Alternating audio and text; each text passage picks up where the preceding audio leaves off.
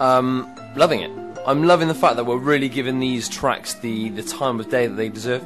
Yeah, the attention and yeah. But what's interesting as well, because we've played these medleys so many times. Obviously, they never get old because it's just beautiful music. And Koji Kondo, the composer, is just a god in my mind. I struggle to differentiate between, or whether Nobuo Uematsu, Final Fantasy series, or Koji Kondo, which one's more John Williams of the video game industry? Ooh, well, I don't know. I would say there that I think that Koji Kondo has made some more memorable melodies. I think so, yeah. I think his emphasis on melody is just mind-blowing. I mean, Uematsu is... we could do a whole show on that, do you know what I mean? The comparison between the two. And they're both very, very different composers and musicians. But, yeah, I think there's a much bigger emphasis on melody with Koji Kondo, whereby Nobuo Uematsu tends to sort of focus maybe on the arrangement and creating a general overall piece. Yeah. Because Koji Kondo pieces, like that, they to me, they sound quite simple in their kind of in their composition, but ironically enough, a lot of his pieces are written in C, which is like the bog standard kind of key to write in, but very complicated piece of music. Very nice. Simplicity is complexity, Christopher. And that's what Koji Kondo really goes by, and he is a god in that mind. But we are now going to talk about why has it been so successful, like, since 1986, 26 years ago. It's still going very strong. The new game comes out, was it this year, John? Next year? 2000, oh, sorry. Well, the new game is hasn't formally been announced Oh, yet. okay, but there's one in the works, and we know it's happening. It's in development for the Wii U. So it's not even, it's not let off steam once. Hasn't changed its formula. Why, Chris? It's a really weird one because there's lots of parallels between Zelda and Final Fantasy, and you can argue that the Final Fantasy series has kind of dropped off a bit after 10-2. Right.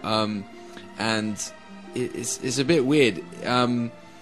Each Zelda game, they've incorporated something new, but they've kind of built on it for the next one as well, so they've never taken anything away, whereas in Final Fantasy they kind of do try to reinvent each individual game. For example, junctioning system in 8 is disappeared in 9 and 10 and stuff. But yeah, it seems to be, because most games that do that don't survive.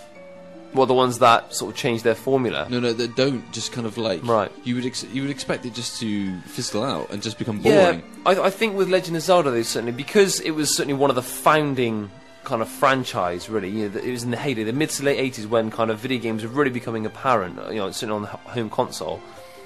Fans had already grown to love that kind of, that structure, that formula. Yeah, I think there's quite a lot of... so they give it some grace, do you know what I mean? They kind of accept it, that it's for what it is, and they appreciate they're just going to build on it. There's quite a lot of, I feel there's a lot of brand following, a lot of brand identity around Zelda, because he's iconic. He's wearing a green tunic, okay, the colour of heroes. Yeah.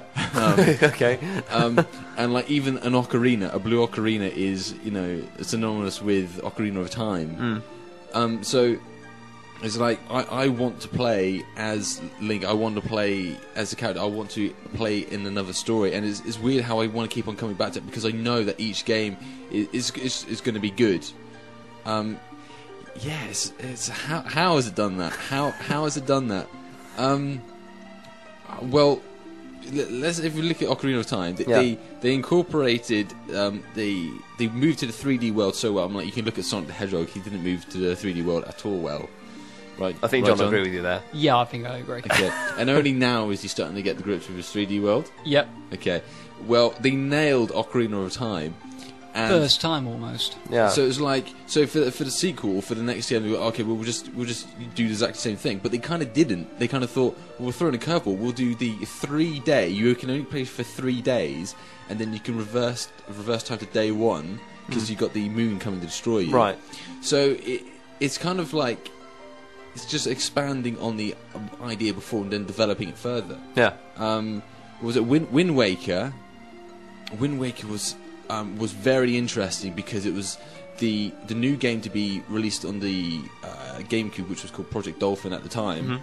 And there was so much backlash because of the cell shading, and I was even one of those who was backlashing. Okay, but as soon as I played it, Is amazing. It was one of the best Zelda games I've ever played. Yeah, and I think it's got to a point now where when Nintendo do invest in these new ideas, you trust what they're going to do. You know, they've done it a number of times now where you think it's kind of breaking the mold, breaking the barrier a little bit, but you know it's good. They know what they're doing, and you know they're gonna. They wouldn't want to sacrifice a franchise that they built from the ground up. Not now, you know what I mean? I was very concerned with true to it. I was very concerned with Twilight Princess because I thought I just saw it as an Ocarina remake, a cash-in. Yeah, but it wasn't. It was bringing in this digital synthetic world and merging it with the world that we know as Zelda, the Zelda world, which was amazing to see them pull it off.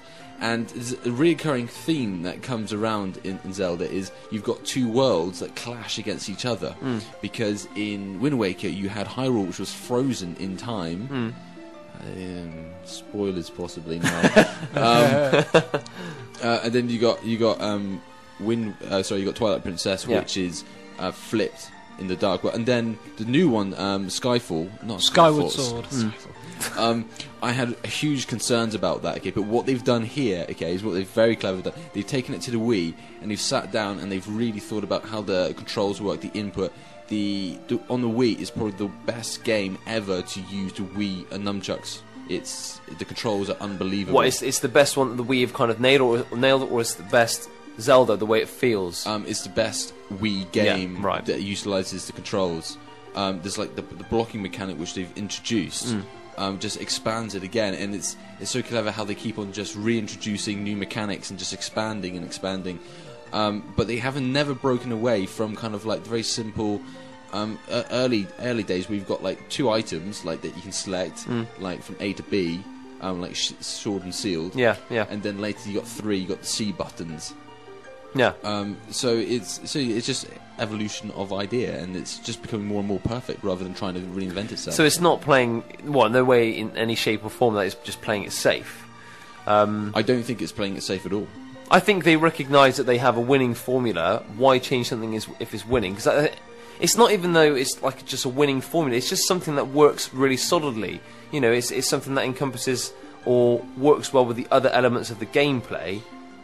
And then together with everything else, it just forms a really, really solid base for a fantastic game and experience. I've been trying to think about alternatives to Zelda, and I cannot think of any.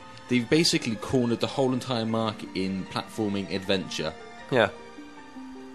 So we don't really know why it's successful then. No, because it is. I think for the first time, Crofty is completely confounded. Yeah, in conclusion... Well, I'm not ready to conclude yet. Maybe in 10 or so years' time. Let me brew this over a little bit while. What's been another track? But yeah, I don't know. I mean, I think it's one of those franchises that I don't think you'll ever see die a death, really. You know, we've seen franchises that get remade because they've kind of lost popularity or they've lost their legs in some way, shape or form. But Zelda, certainly judging by the way they've reinvented their own game and mechanic, it's only gonna get stronger. It's helmed by a visionary, isn't it? Yeah. So he has to say. So I mean, like, whereas all other games such as Tomb Raider, like, it kind of gets passed house to house. Yeah. So different people have different interpretations. Whereas Miyamoto, yeah, he's got his final say, and he's obviously doing good. He's a hero. He's a god, big god. Okay, well, allow us to mull this over a little bit. We're going to continue with. I think we should probably go with another one of our Symphonic Legends Part 4.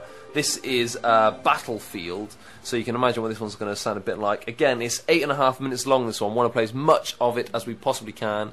But enjoy it because it's testament of how the game has evolved. The music is beautiful. The game is simply majestic, as is the series.